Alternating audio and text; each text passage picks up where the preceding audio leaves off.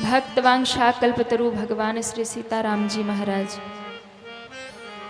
श्री राधा माधव सरकार एवं उनका ही दिव्य वांगमय स्वरूप श्रीमद् भागवत महापुराण के इस परम पावनी कथा को बारंबार प्रणाम वंदन करते हुए परम अनंत संत वीर बलवंत भक्त शिरोमणि श्री हनुमान जी महाराज के पावन चरणों में बारंबार प्रणाम वंदन करते हुए पूज्य श्री सद्गुरुदेव जी महाराज के पावन चरणों में सादर वंदन। कथा प्रांगण में विराजमान भक्ति शक्ति स्वरूपा माताएं बहनें भाई लोग, उपस्थित समस्त ग्रामवासी क्षेत्रवासी भगवत कथानुरागी श्रद्धालु श्रोता भक्तजन, आप सभी को व्यासपीठ की ओर से बहुत बहुत साधुवाद देते हुए श्री राम में सब जग जानी करहु प्रणाम जोरि जुग पानी के पावन भाव से आप सभी के हृदय में विराजमान अपने आराध्य श्री भगवान को बारंबार प्रणाम करते हुए, जिनके माध्यम से हम और आप सभी को मंगलमयी ये कथा प्राप्त हुई, ऐसे श्री अरविंद कुमार सिंह जी, श्री मुरारी प्रसाद सिंह जी, श्री दिलीप प्रसाद सिंह जी, श्री प्राण मोहन सिंह जी एवं माँ काली कृपा सेवा संस्था के सभी भक्तजन जिन्होंने इस दिव्य कथा का आयोजन करके हम सभी को धन्य किया, ऐसे सभी भक्तों के लिए एक बार जोरदार तालियां बजाएंगे। सभी को बहुत बहुत साधुवाद। हम और आप सभी आज की इस परम मंगलमयी कथा में प्रवेश करें। कुछ कहे सुने गाएं, उससे पूर्व बड़े प्रेम से बड़े भाव से सभी हमारे साथ भगवत नाम तालियां बजाते हुए गाएंगे। हरि सुंदर नंद मुकुंदा हरि नारायण हरि ओम। हरि सुंदर नंद मुकुंदा हरि नारायण हरि ओम। हरि सुंदर नंद मुकुंदा हरि नारायण हरि ओम। हरि सुंदर नंद मुकुंदा हरि नारायण हरि ओम। हरि केशव हरि गोविंदा हरि केशव हरि गोविंदा।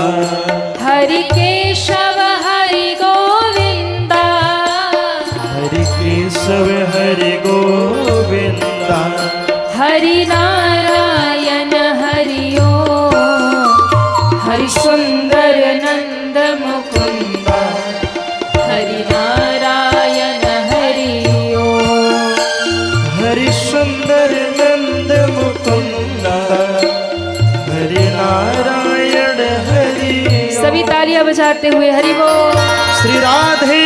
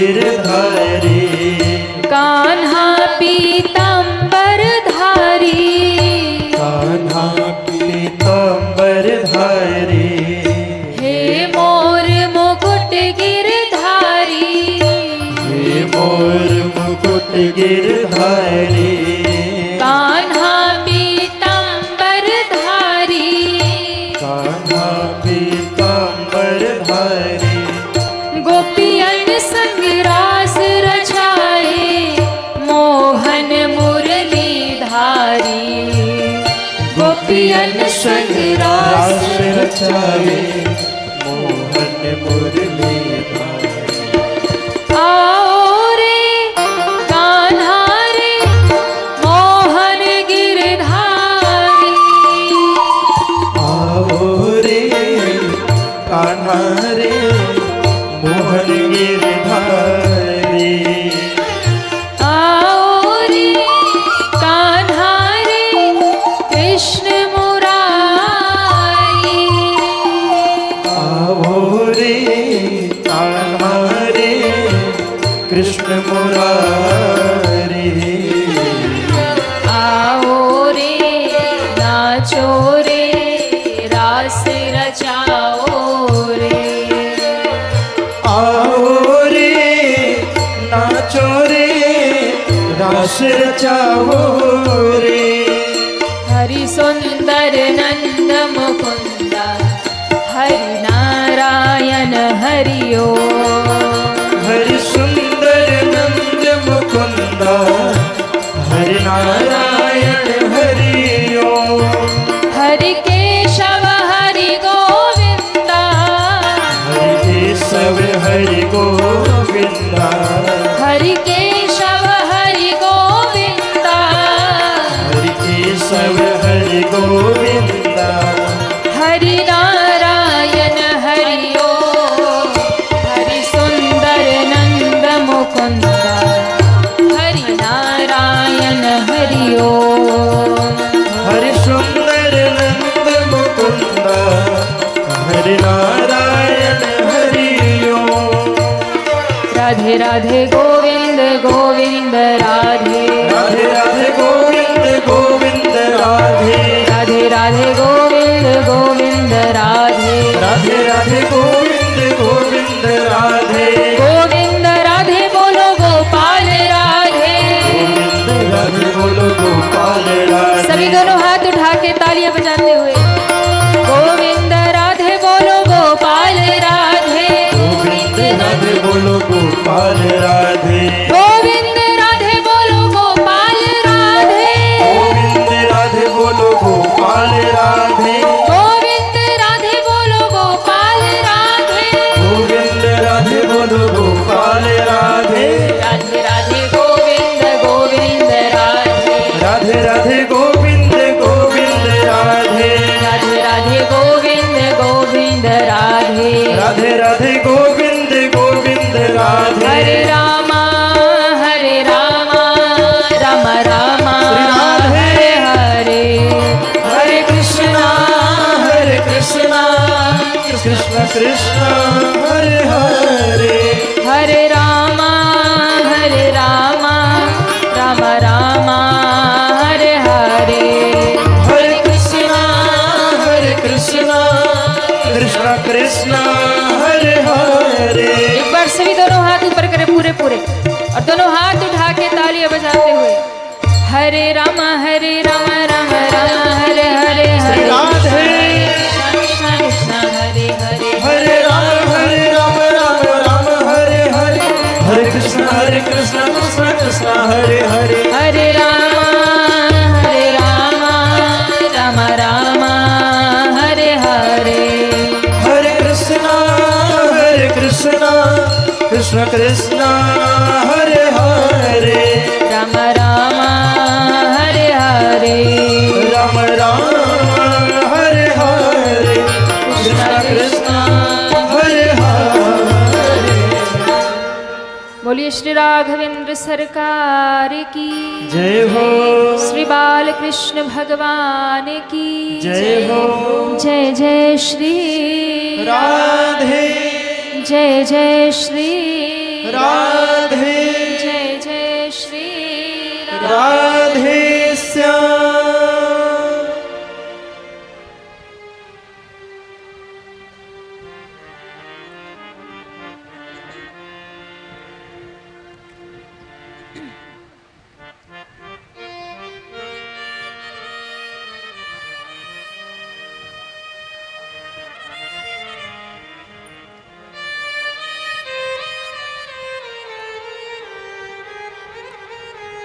परम मंगलमयी श्रीमद् भागवत महापुराण की परम पावनी कथा हम और आप सभी श्रवण कर रहे हैं।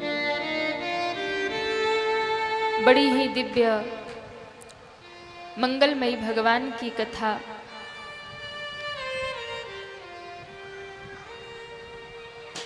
कल हम सभी ने भगवान की बाल लीला का श्रवण किया और उस दिव्य कथा में हम सभी ने भगवान का अनुग्रह, भगवान की कृपा भक्त पर कैसे बरसती है, गोवर्धन लीला के माध्यम से श्रवण किया कि जब भक्त अपना सब कुछ भगवान को सौंप देता है, जब भक्त पूर्ण रूप से भगवान के चरणों में समर्पित हो जाता है, तो कहते हैं कि भगवान भी उस भक्त की रक्षा के लिए तत्पर हो जाते हैं। जब गोकुल में इंद्र ने कोप किया तो उस कोप से बचाने के लिए भगवान ने गोवर्धन धारण कर लिया, गोवर्धन उठा लिया। ये गोवर्धन लीला भगवान की हमें यही दर्शन करा रही है कि जीवन में जो विपत्ति, कष्ट, दुख आपके आए तो एक चीज कभी मत छोड़ना। कितना भी दुख आए, कितना भी संकट आए, कितना भी कष्ट आए, एक चीज मत छोड़ना और वो भगवान पे भरोसा। और जो भरोसा करके बैठेगा, भगवान ने गोवर्धन लीला करके यही तो दिखाया कि आप विश्वास करके, भरोसा करके यदि भगवान के ऊपर बैठेंगे तो आपके ऊपर जब भी संकट आएगा, विपत्ति आएगी, तो आपके उस पहाड़ रूपी संकट को भगवान अपने ऊपर उठा लेंगे और आपकी रक्षा कर लेंगे।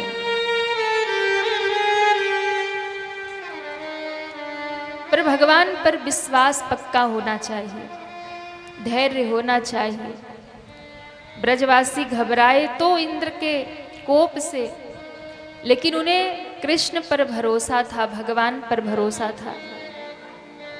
तो जिस दिन आप भी ब्रजवासियों की तरह हम और आप भगवान पे भरोसा कर लेंगे ना, फिर उस दिन हमको और आपको कहीं भटकने की जरूरत ही नहीं पड़ेगी।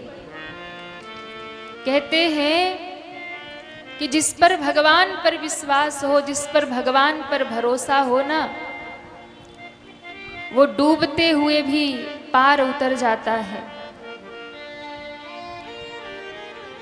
एक बड़ी प्यारी बात किसी ने कही कि वो तैरते तैरते डूब गए, वे तैरते तैरते डूब गए जिन्हें खुद पर भरोसा था, और वो डूबते डूबते भी पार हो गए जिन्हें ठाकुर जी पर भरोसा था।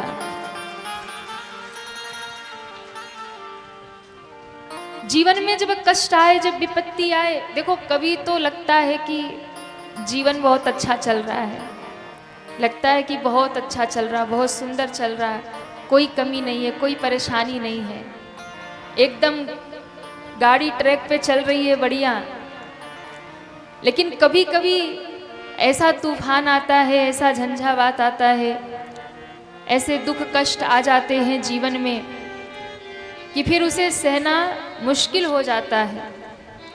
लेकिन उस दुख के समय, उस संकट के समय जो भगवान पर भरोसा करके बैठ जाता है, बड़ी से बड़ी विपत्ति में भी जिसको भगवान पर विश्वास हो, भरोसा हो, तो ध्यान रखिएगा, संकट, विपत्ति, कष्ट, दुख आता तो है पर अकेले नहीं आता है, उसके आगे आगे बचाने के लिए मेरे भगवान चले आते हैं।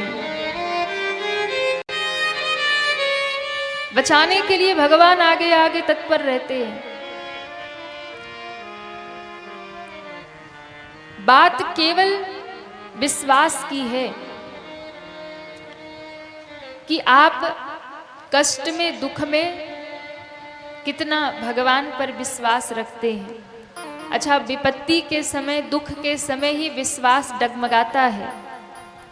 वैसे तो खूब विश्वास रहता है, लेकिन जब दुख आता है तो उसी समय लोगों का विश्वास डगमगाता है कि अब तो बहुत भक्ति कर लिया, अब तो इतने दुख आ गए, इतनी कष्ट आ गई, अब भरोसा नहीं रहा भगवान पे,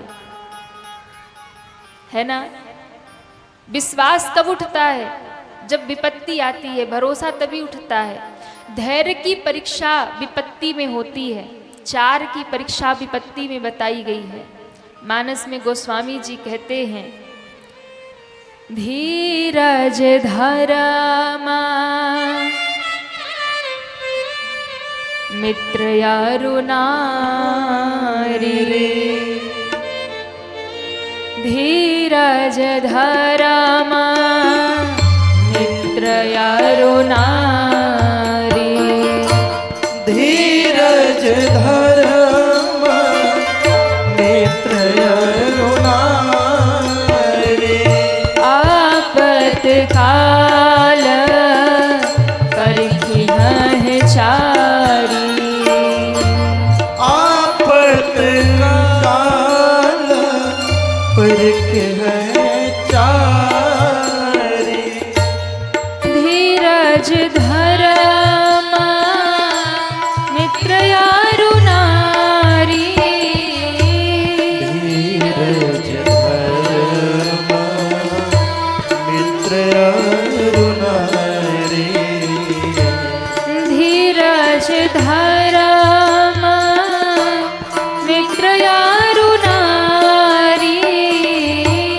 धीरज धरमा मित्र यारु नारी, आपत काल करखी है चारी, आपत काल परख है चारी, आपत काल परख है चारी, परख है चारी, परख है चारी।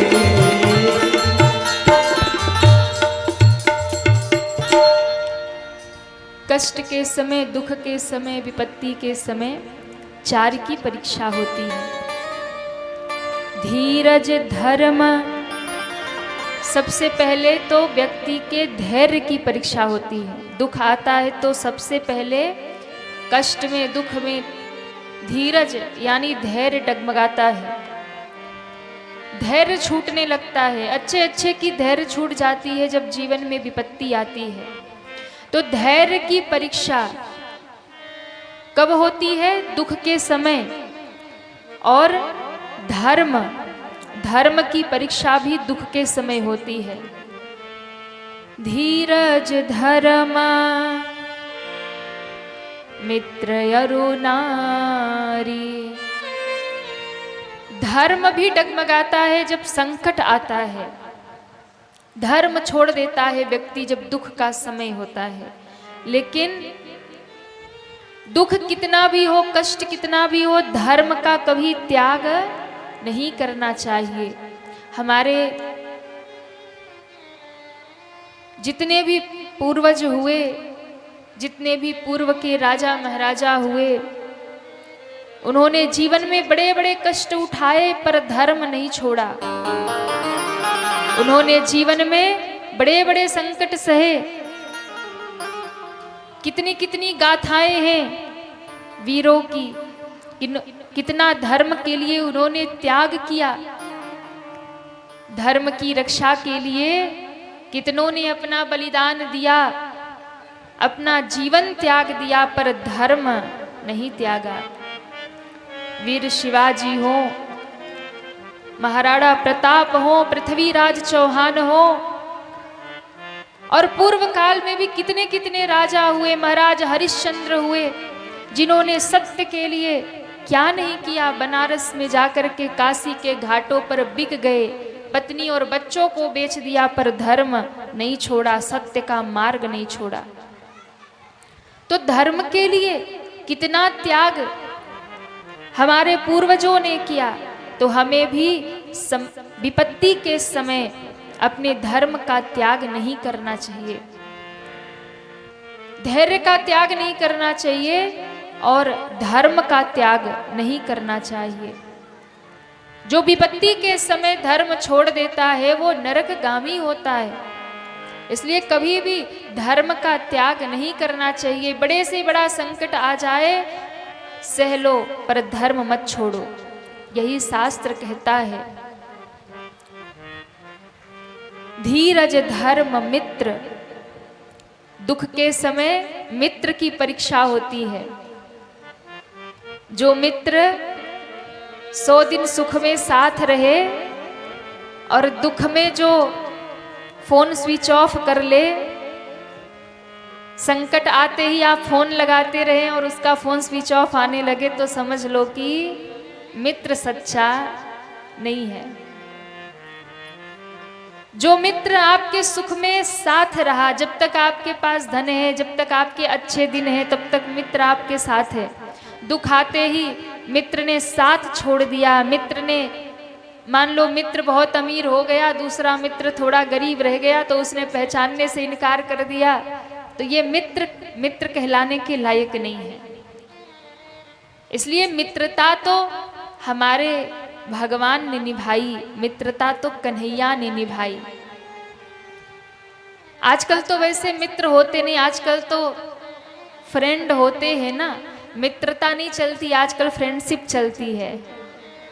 तो फ्रेंड का मतलब ही होता है जो फ्रॉड करे वही फ्रेंड। आजकल के युवा बच्चे जो हैं वो फ्रेंड बनाते हैं। तो जो फ्रेंड बनाते हैं वो ध्यान से सुने, फ्रेंड कौन है? जो फ्रॉड करे वही फ्रेंड है।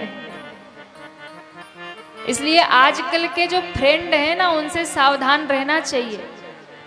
मित्रता कैसी होनी चाहिए? मित्रता सीखनी है तो भगवान से सीखिए ना। एक मित्र सुदामा गरीब था और दूसरा द्वारिकाधीश था, लेकिन जब द्वार पर सुदामा आए तो कन्हैया ने दौड़कर सुदामा को हृदय से लगा लिया। ये होती है मित्रता। मित्र कौन है? जो मित्र को गलत रास्ते से खींचकर सही रास्ते ले जाए ना, वास्तव में वो मित्र है। पर आजकल के मित्र, पहले के मित्र होते थे, अगर मित्र गलत मार्ग में जा रहा तो उसे सही मार्ग में लेके जाते थे, उसे समझाते थे कि देखो ये गलत रास्ता, ये छोड़ दो।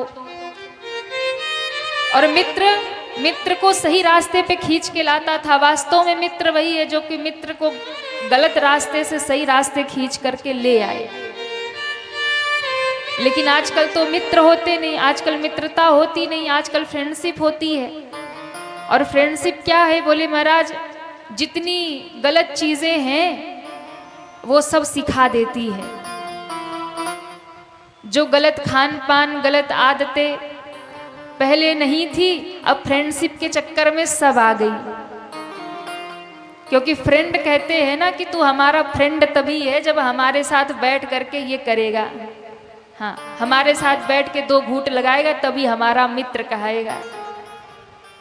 तो जितनी गलत आदतें हैं, गलत रास्ते हैं, आजकल फ्रेंडशिप वही है कि गलत रास्ते पर लेकर के जाए, वही फ्रेंडशिप है।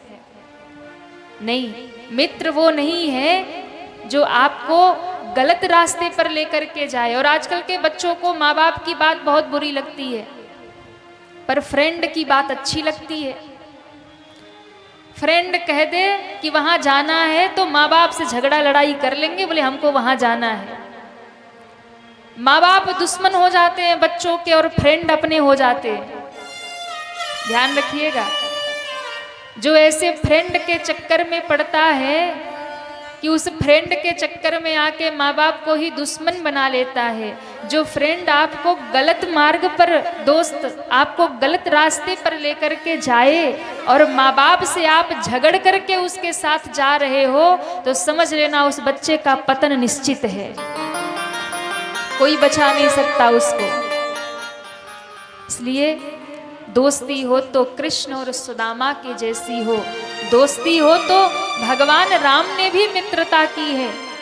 भगवान राम ने निषाद राज से मित्रता की, भगवान राम ने सुग्रीव से मित्रता की, और भगवान राम ने सिद्धांत दिया, जो न मित्र दुख हो ही दुखारी, जो न मित्र दुख हो ही दुखारी, जो न मित्र दुख हो ही दुखारी, जो न मित्र दुख हो ही दुखारी, तिनहि बिलोकत पातक भारी, तिनहि बिलोकत पातक भारी, तिनहि बिलोकत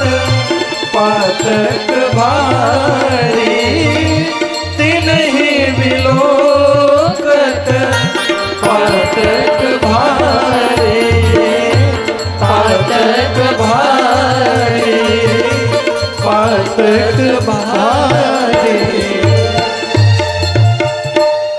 भगवान राम ने कहा कि जो मित्र के दुख को देख करके दुखी नहीं होता, ऐसे मित्र को देखने मात्र से ही पाप लग जाता है।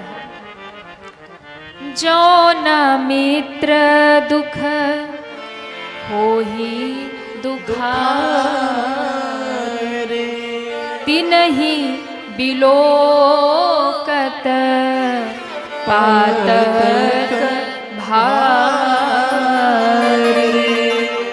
जो मित्र के दुख को देख करके दुखी नहीं होता, मित्र को पीड़ा में, कष्ट में, दुख में देख करके जिसका हृदय दुख से, पीड़ा से नहीं भरता, ऐसा मित्र बाबा भगवान कहते हैं उसे देखने मात्र से ही पाप लगता है। तो मित्रता कितनी पवित्र है, मित्रता कितनी सुंदर चीज है। मित्रता सबको करनी चाहिए, मित्र दोस्त सबको बनाना चाहिए।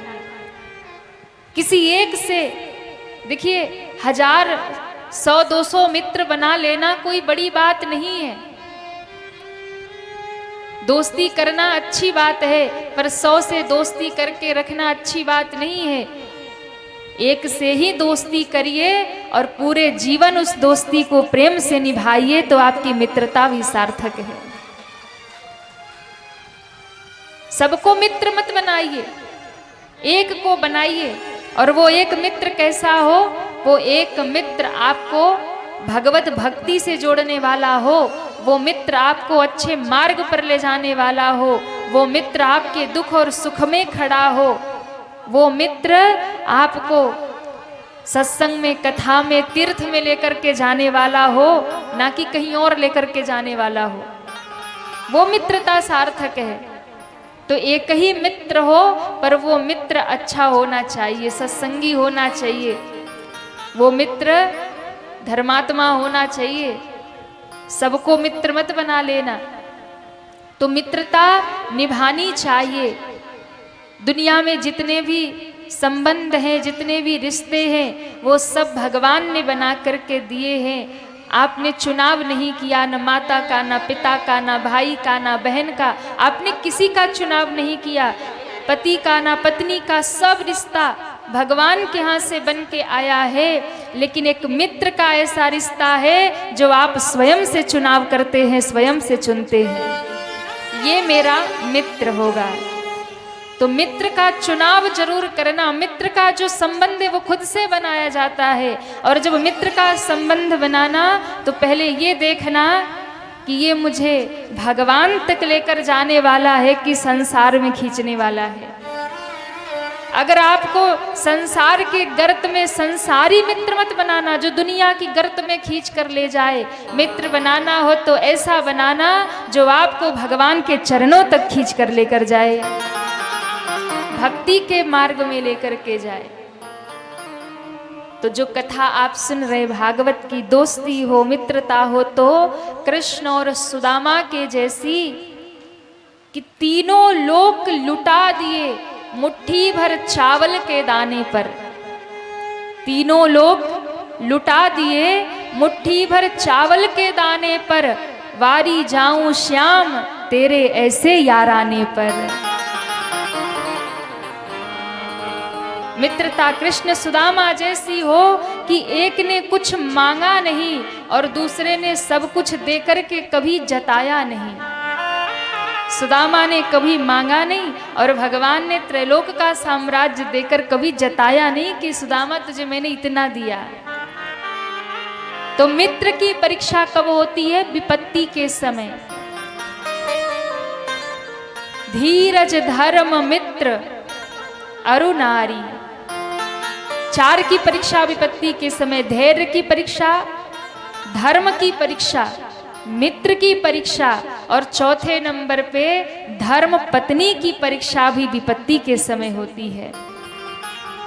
कि पत्नी सुख में पति के साथ खड़ी थी, आज दुख जब पति पर आया, कोई विपत्ति आ गई, तो वो अपने पति के साथ है या वो अपने पति का साथ छोड़ रही है।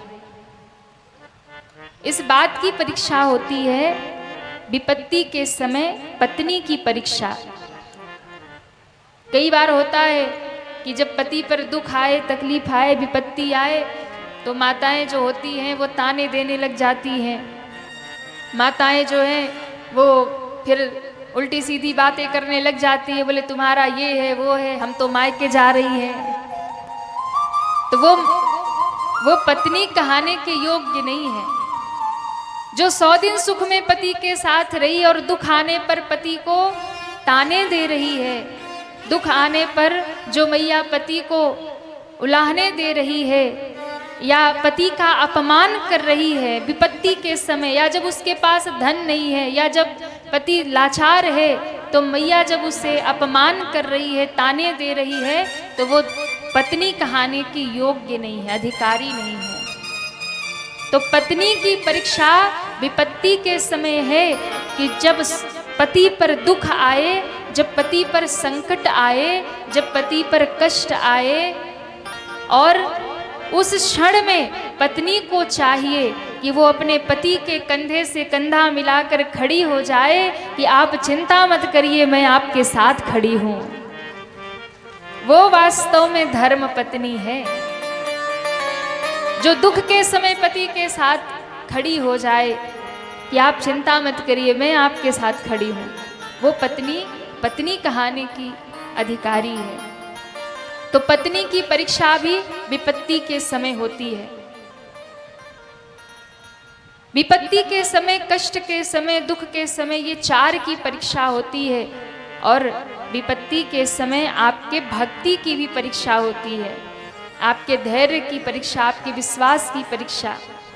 इसलिए भगवान कहते हैं कि दुख आए, कष्ट आए तो अपने धीरज को मत खोना, धैर्य को मत खोना।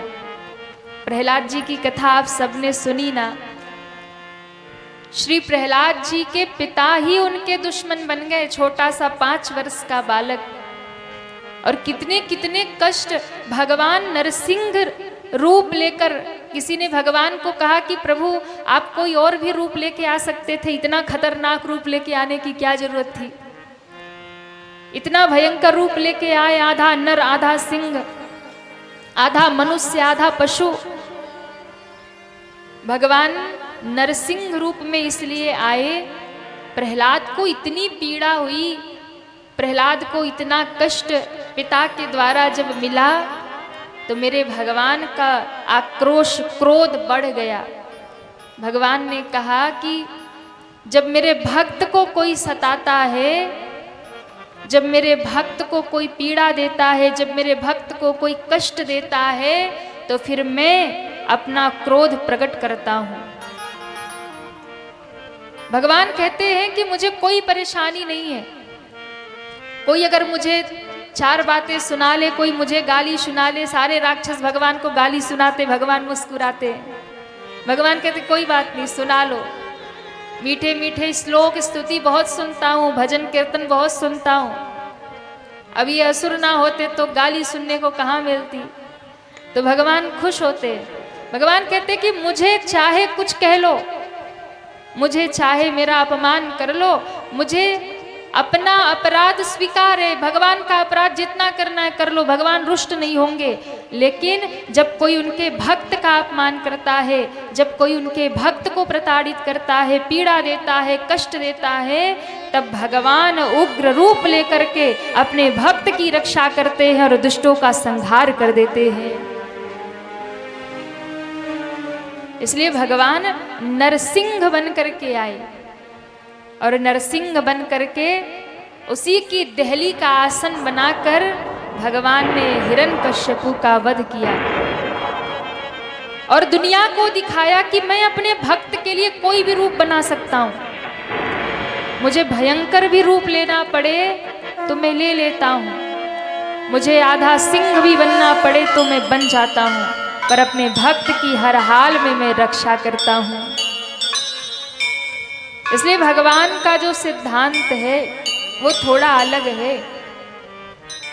भक्त के कष्ट, भक्त की पीड़ा को भगवान, और तब से देखिए देहली पर, आपके घर की जो देहली है ना, आपके घर का जो मेन गेट का द्वार है देहली, वो देहली क्या है? नरसिंह भगवान का आसन है। नरसिंह भगवान सबसे पहले जब प्रकट हुए तो उसी देहली पर बैठे हिरण्यकश्यपु को लेके मारने के लिए।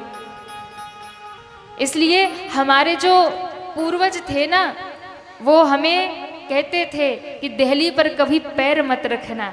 देहली की पूजा की जाती है, देहली को बहुत पूज्य माना जाता है। क्यों?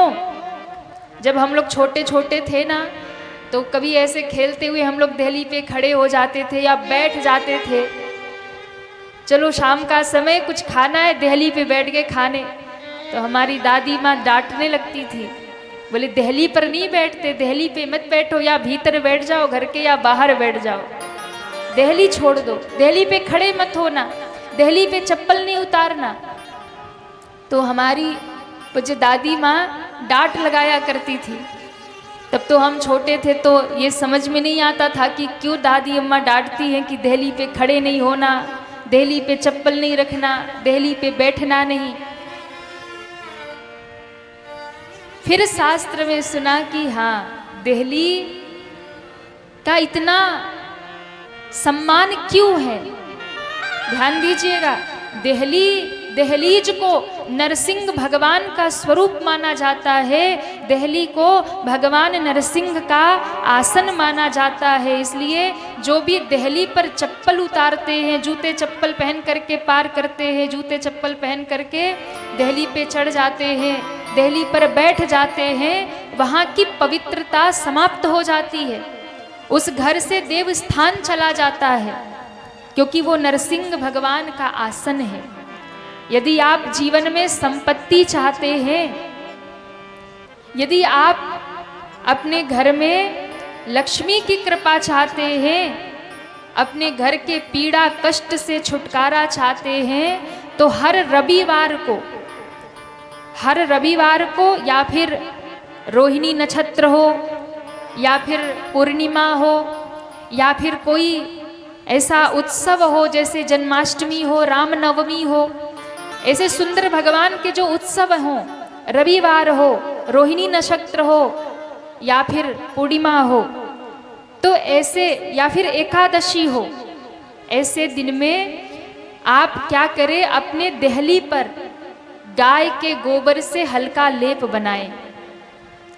वैसे तो आजकल तो लोग पत्थर मार्बल आदि सब लगवा देते हैं, पर कोई बात नहीं, हल्का सा गोबर लेप लो, ज़्यादा नहीं तो थोड़ा ही।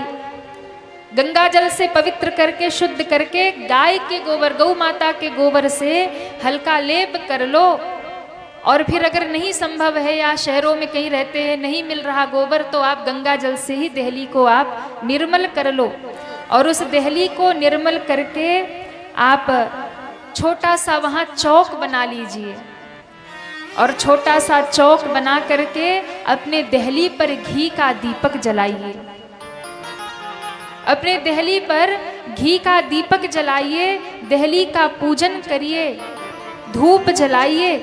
और यदि आपने देहली का पूजन कर लिया इन तिथियों में, तो भगवान नरसिंह के नाम से, मैया लक्ष्मी के नाम से दीप जला दिया, तो आपके घर में क्रोध की समाप्ति हो जाएगी, आपके घर में पीड़ा की समाप्ति हो जाएगी, आपके घर में दुख की समाप्ति हो जाएगी, और आपके घर में लक्ष्मी का निवास हो जाएगा।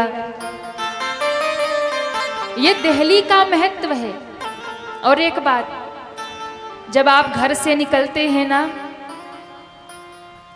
घर से जब आप कहीं यात्रा पे जा रहे हैं, किसी अच्छे काम के लिए जा रहे हैं, और आपको यदि रास्ते में भय लगता है कि कहीं एक्सीडेंट ना हो जाए, कहीं कोई दुर्घटना ना हो जाए, ऐसी यदि आपको अकाल मृत्यु का भय यदि सताता हो, आपको यदि भय सता रहा हो कि कहीं कोई दुर्घटना ना हो, हम बाहर जा रहे हैं, कहीं एक्सीडेंट ना हो जाए, कहीं कुछ हो ना जाए, अगर ऐसा आपको भय मन में रहता हो, यात्रा में जाते समय आपके मन में यदि ऐसा डर रहता हो, तो आप जब भी अपने घर से यात्रा के लिए निकले, जब भी आप देहली पार करें, तो एक बार अपने देहली का स्पर्श करके उस देहली को प्रणाम करें, नरसिंह भगवान को प्रणाम करें। और यदि आप नरसिंह भगवान को प्रणाम करके, देहली को प्रणाम करके जाएंगे, तो यात्रा में हर समय भगवान नरसिंह आपकी रक्षा करते रहेंगे।